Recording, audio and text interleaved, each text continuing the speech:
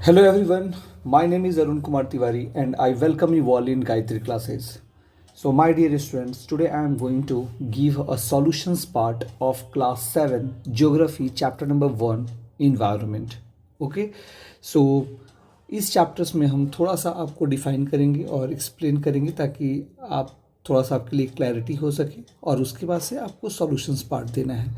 But ये video mainly बनाने का मेन मकसद है कि आप सॉल्यूशंस पार्ट अच्छे से कर सकें, ठीक है, और सभी बच्चों का फेयर जो है एक यूनिफॉर्मिटी बना रहे, ठीक, ताकि किसी को कोई प्रॉब्लम्स ना हो। ओके, तो आइए थोड़ा सा इसको स्लाइड्स करते हैं और जानते हैं इसका मेन पॉइंट्स थोड़ा सा देख लेते हैं और उसके बाद इसका सॉल्यूशंस पार्ट आपको अच्छे से इसको फेयर में करना है।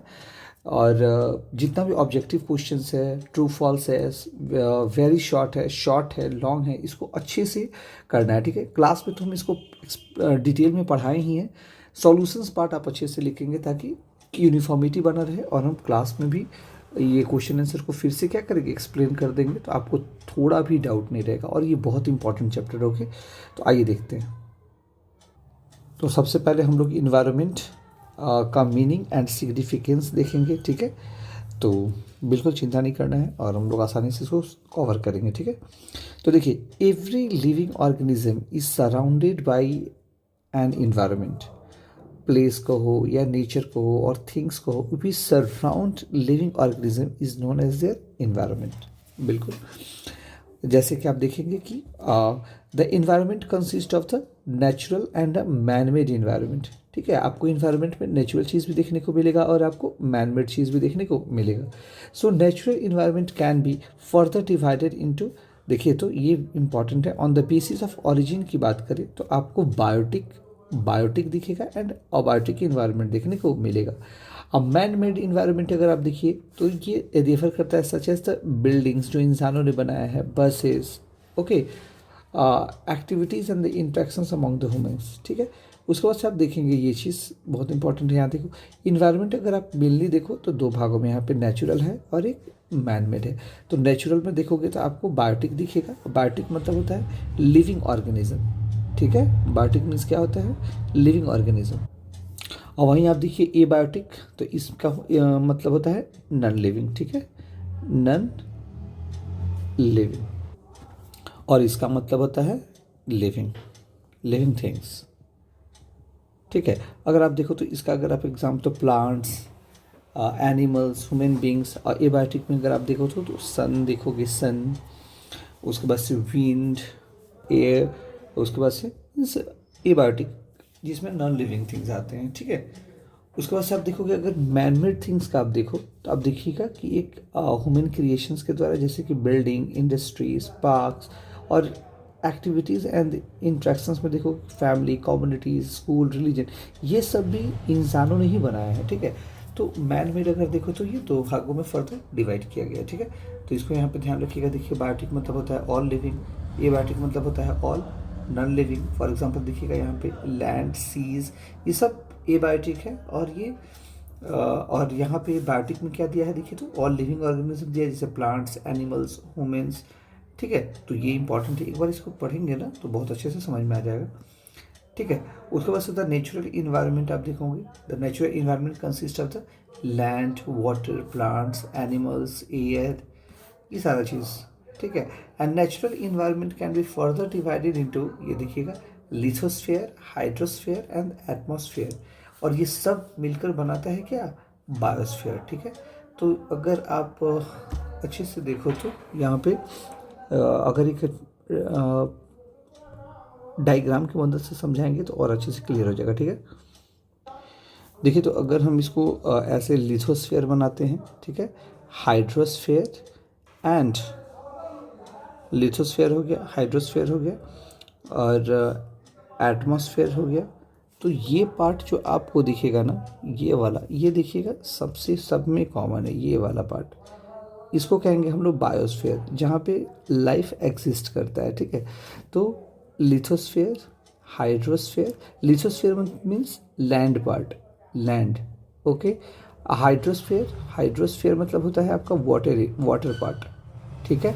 एंड एटमॉस्फेयर मतलब होता है आपका मीन्स एयर, अंडरस्टैंड। तो ये सबको मिलके आपका क्या बनेगा बताइए, बायोस्फीयर। ठीक है, ये क्या बनेगा आपका, बायोस्फीयर। ठीक है, ये हमने बहुत डिटेल से क्लास में इसको देखा है। ठीक है, तो लेकिन एक बार फिर से देख लीजिए, लिथोस्फीयर मतलब क्या होता है, it is the top hard crust of the earth which is covered by the thin layer of the soil.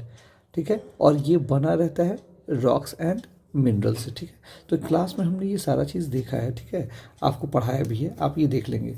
ठीक है, क्योंकि आप देखिएगा कि अगर डोमेन की बात करें तो earth largely bears the forest, grass land, ठीक है, lands and forest provide us with the woods, food, fuel, फॉडेड।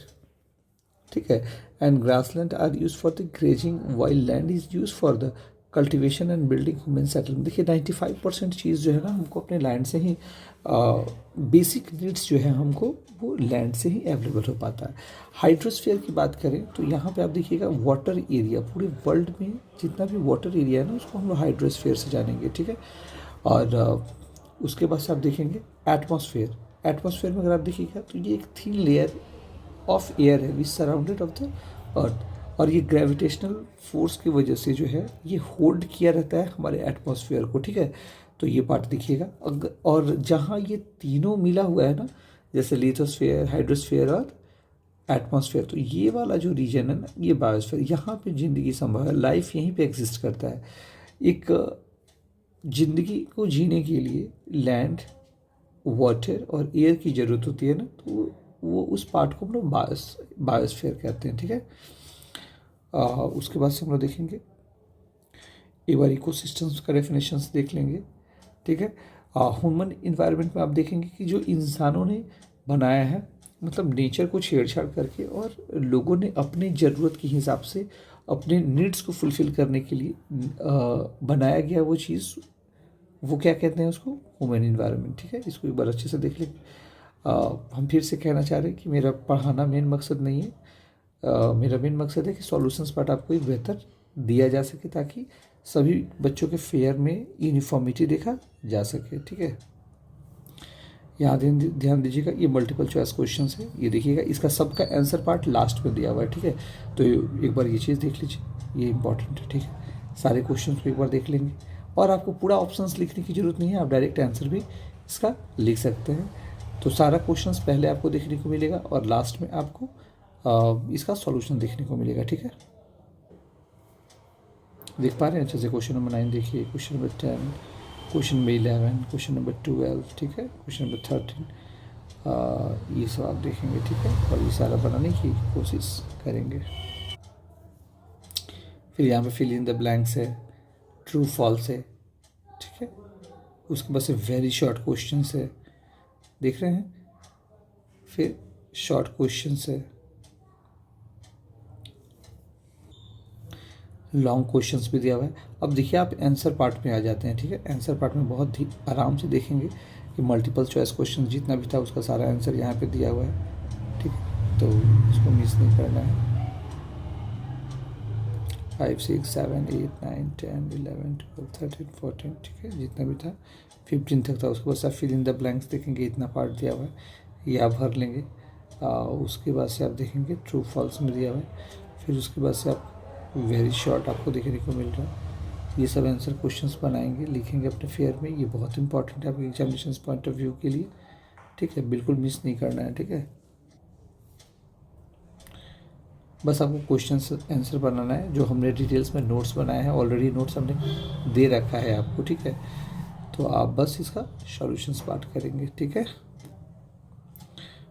और लॉन्ग का आप देखिएगा, various domains of the lithosphere, atmosphere, hydrosphere, biosphere, ये ऑलरेडी हमने एक्सप्लेन किया है, इसको अच्छे से आप देख लेंगे। ये सब आंसर पार्ट है।